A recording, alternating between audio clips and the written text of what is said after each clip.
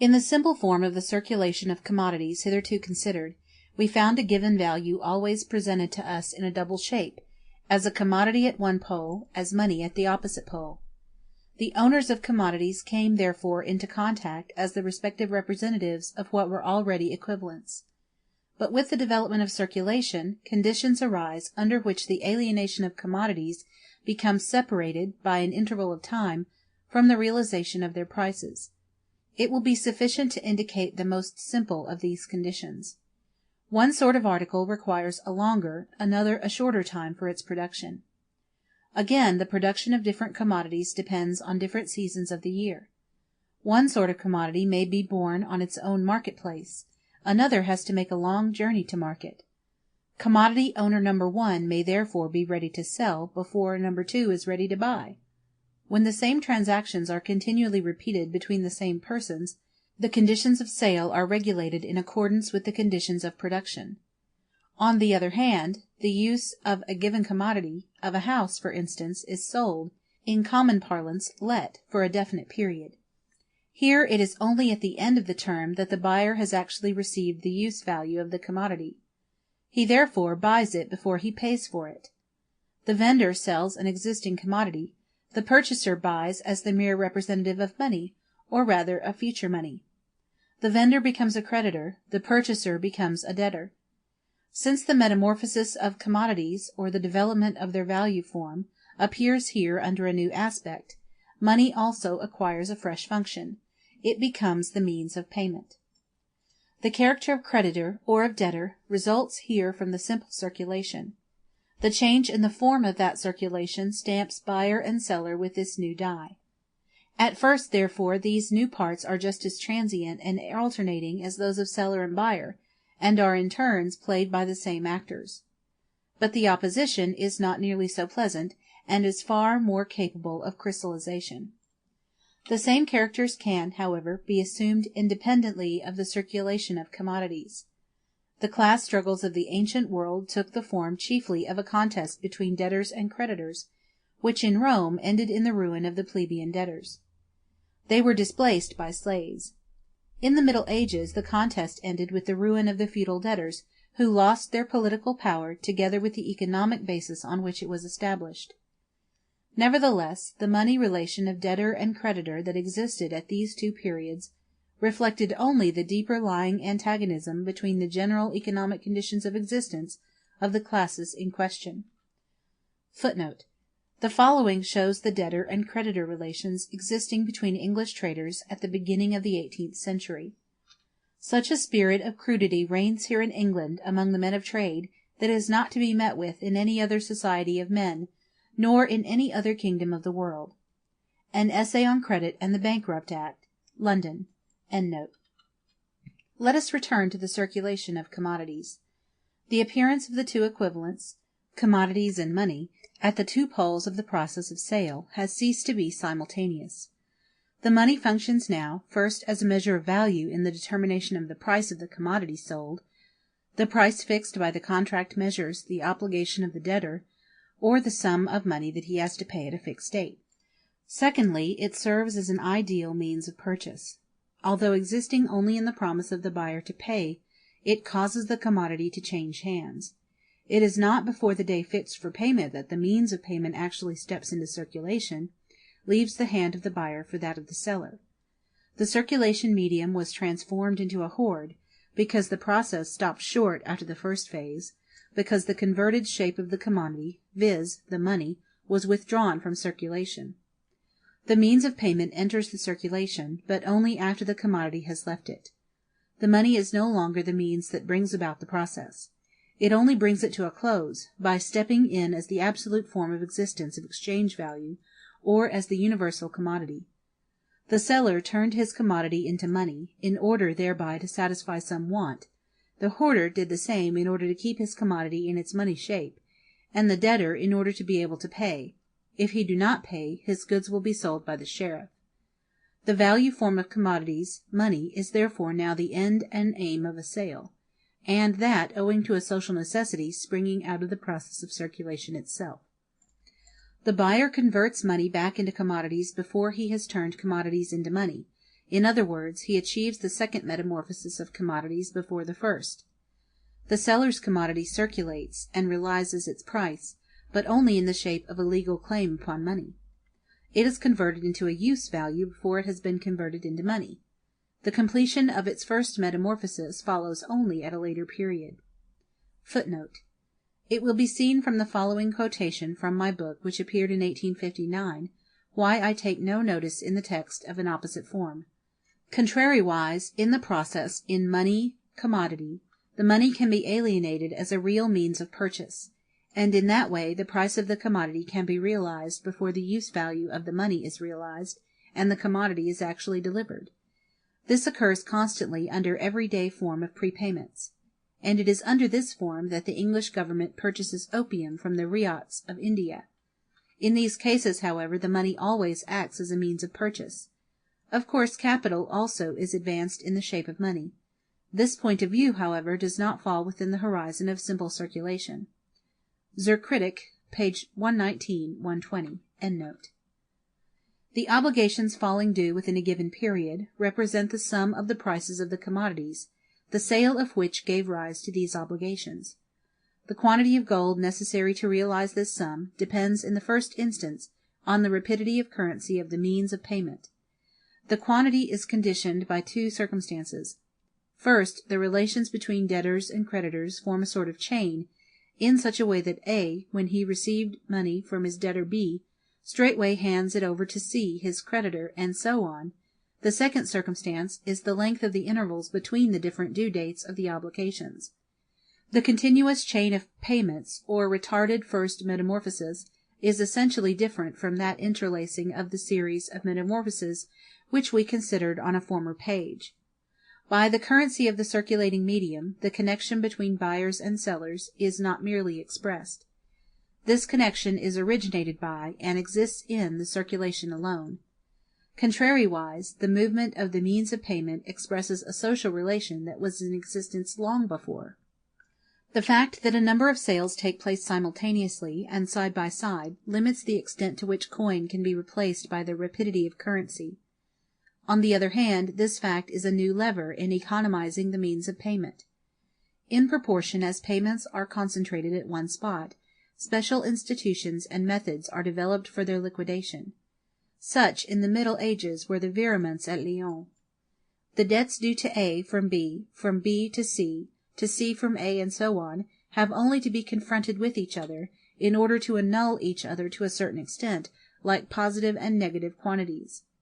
There thus remains only a single balance to pay.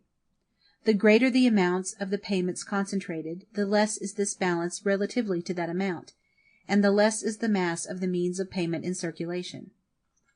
The function of money as the means of payment implies a contradiction without a terminus medius. In so far as the payments balance one another, money functions only ideally as money of account, as a measure of value.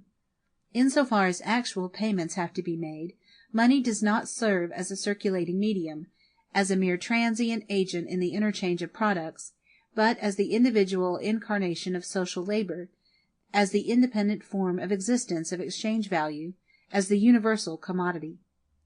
This contradiction comes to a head in those phases of industrial and commercial crisis which are known as monetary crises. Such a crisis occurs only where the ever-lengthening chain of payments, and an artificial system of settling them, has been fully developed. Whenever there is a general and extensive disturbance of this mechanism, no matter what its cause, money becomes suddenly and immediately transformed, from its merely ideal shape of money of account, into hard cash. Profane commodities can no longer replace it. The use value of commodities become valueless, and their value vanishes in the presence of his own independent form. On the eve of the crisis, the bourgeoisie, with the self-sufficiency that springs from intoxicating prosperity, declares money to be a vain imagination. Commodities alone are money. But now the cry is everywhere, money alone is a commodity. As the hart pants after fresh water, so pants his soul after money, the only wealth. In a crisis, the antithesis between commodities and their value form, money, becomes heightened into an absolute contradiction. Hence in such events the form under which money appears is of no importance. The money famine continues, whether payments have to be made in gold or in credit money, such as banknotes. Footnote: the monetary crisis referred to in the text, being a phase of every crisis, must be clearly distinguished from the particular form of crisis, which is also called a monetary crisis, but which may be produced by itself as an independent phenomenon, in such a way as to react only indirectly on industry and commerce. The pivot of these crises is to be found in moneyed capital, and their sphere of direct action is therefore the sphere of that capital, viz., banking, the stock exchange, and finance. Note: the sudden reversion from a system of credit to a system of hard cash heaps theoretical fright on top of the practical panic, and the dealers by whose agency circulation is effected shudder before the impenetrable mystery in which their own economic relations are involved. Karl Marx, 1st C, page 126. The poor stand still because the rich have no money to employ them, though they have the same land and hands to provide victuals and clothes as ever they had, which is the true riches of a nation, and not the money. John Bellers, Proposals for Raising a College of Industry, London, 1696, page 3. Footnote: the following shows how such times are exploited by the amis du commerce. On one occasion, 1839, an old grasping banker in the city, in his private room, raised the lid of the desk he sat over, and displayed to friend rolls of banknotes, saying with intense glee there were 600,000 pounds of them. They were held to make money tight, and would all be let out after 3 o'clock on the same day. The Theory of Exchanges, the Bank Charter Act of 1844.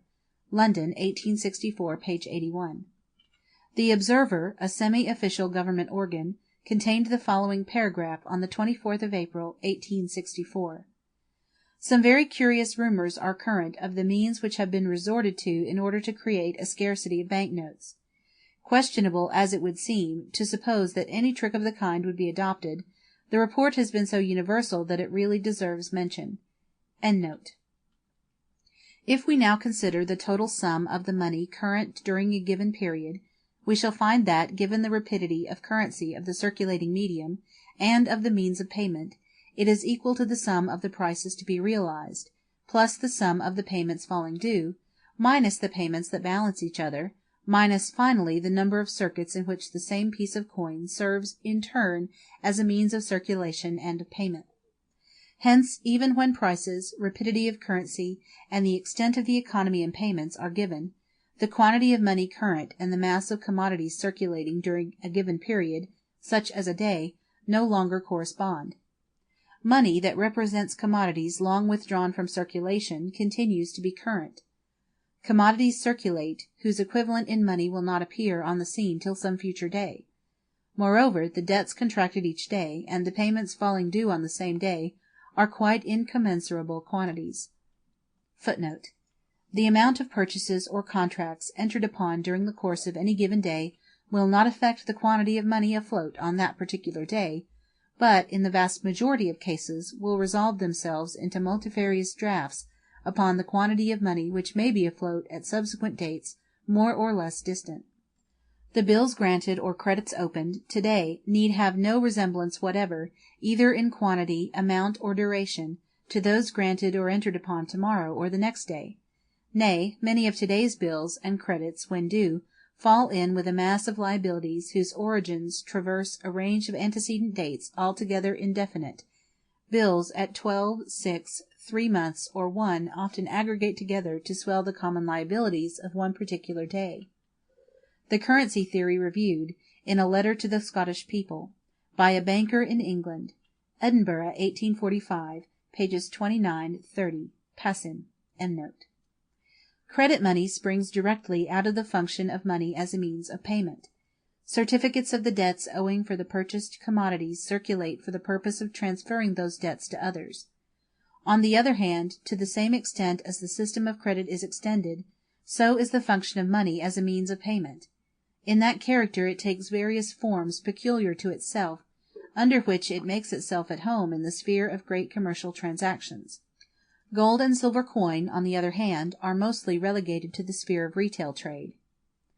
Footnote: as an example of how little ready money is required in true commercial operations, I give below a statement by one of the largest London houses of its yearly receipts and payments. Its transactions during the year 1856, extending to many millions of pounds sterling, are here reduced to the scale of 1,000,000. Receipts. Bankers' and merchants' bills payable after a certain date, £533,596.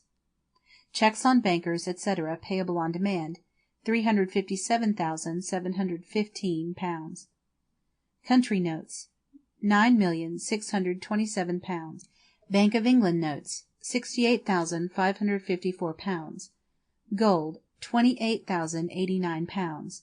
Silver and copper, £1,486. Post office orders, £933. Payments. Bills payable after a certain date, £302,674. Checks on London bankers, £663,672. Bank of England notes, £22,743. Gold, £9,427. Silver and copper, £1,484. From the Report from the Select Committee on the Bank Acts, July 1858. When the production of commodities has sufficiently extended itself, money begins to serve as the means of payment beyond the sphere of the circulation of commodities. It becomes the commodity that is the universal subject matter of all contracts. Rents, taxes, and such like payments are transformed from payments in kind into money payments. To what extent this transformation depends upon the general conditions of production is shown, to take one example, by the fact that the Roman Empire twice failed in its attempt to levy all contributions in money. The unspeakable misery of the French agricultural population under Louis XIV, a misery so eloquently denounced by Boisguilbert, Marshal Vauban, and others, was due not only to the weight of taxes, but also to the conversion of taxes in kind into money taxes. In Asia, on the other hand, the fact that state taxes are chiefly composed of rents payable in kind depends on conditions of production that are reproduced with the regularity of natural phenomena. And this mode of payment tends in its turn to maintain the ancient form of production. It is one of the secrets of the conservation of the Ottoman Empire. If the foreign trade, forced upon Japan by Europeans, should lead to the substitution of money rents for rents in kind, it will be all up with the exemplary agriculture of that country. The narrow economic conditions under which that agriculture is carried on will be swept away. Footnote: the course of trade being thus turned from exchanging of goods for goods, or delivering and taking, to selling and paying, all the bargains are now stated upon the foot of a price in money. An Essay in Public Credit, 3rd edition, London, 1710, page 8. Footnote: money has become the executioner of all things. Finance is the alembic that evaporates a frightful quantity of goods and commodities in order to obtain this fatal extract. Money declares war on the whole human race. Boisguilbert, Dissertation sur la nature des richesses, de l'argent et des tributs. Édition des économistes financiers. Paris, 1843. Pages 413, 419, 417. In every country certain days of the year become by habit recognized settling days for various large and recurrent payments. These dates depend, apart from other revolutions in the wheel of reproduction, on conditions closely connected with the seasons. They also regulate the dates for payments that have no direct connection with the circulation of commodities, such as taxes, rents, and so on. The quantity of money requisite to make the payments, falling due on those dates all over the country, causes periodical, though merely superficial, perpetuations in the economy of the medium of payment. Footnote: on Whitsuntide, 1824, says Mr. Craig before the Commons Committee of 1826, there was an immense demand for notes upon the banks of Edinburgh, that by 11 o'clock they had not a note left in their custody. They sent round to all the different banks to borrow, but could not get them, and many of the transactions were adjusted by slips of paper only. Yet by 3 o'clock the whole of the notes were returned into the banks from which they had issued. It was a mere transfer from hand to hand. Although the average effective circulation of bank notes in Scotland is less than 3 millions sterling, yet on certain pay-days in the year every single note in the possession of the bankers, amounting in the whole to about £7,000,000, is called into activity. On these occasions the notes have a single and specific function to perform, and so soon as they have performed it, they howl back into the various banks from which they issued. See John Fullerton, Regulation of Currencies, London, 1845, page 86. In explanation it should be stated that in Scotland, at the date of Fullerton's work, notes and not cheques were used to withdraw deposits. From the law of the rapidity of currency of the means of payment, it follows that the quantity of the means of payment required for all periodical payments, whatever their source, is in inverse proportion to the length of their periods. Note by the Institute of Marxism-Leninism in the Russian edition. Apparently a slip of the pen. When writing Favars the author evidently meant direct. To the question, if there were occasion to raise 40 millions P.A., whether the same 6 millions gold would suffice for such revolutions and circulations thereof, as trade requires, Petty replies in his usual masterly manner, I answer yes, for the expense being 40 millions, if the revolutions were in such short circles, viz. Weekly, as happens among poor artisans and labourers, who receive and pay every Saturday, then 40 out of 52 parts of 1 million of money would answer these ends. But if the circles be quarterly, according to our system of paying rent, and gathering taxes, then 10 millions were requisite. Wherefore, supposing payments in general to be of a mixed circle between 1 week and 13, then add 10 millions to 40 out of 52, the half of which will be 5 1/2, so as if we had 5 1/2 millions we have enough. William Petty, Political Anatomy of Ireland, 1672, edition London, 1691, pages 13 and 14.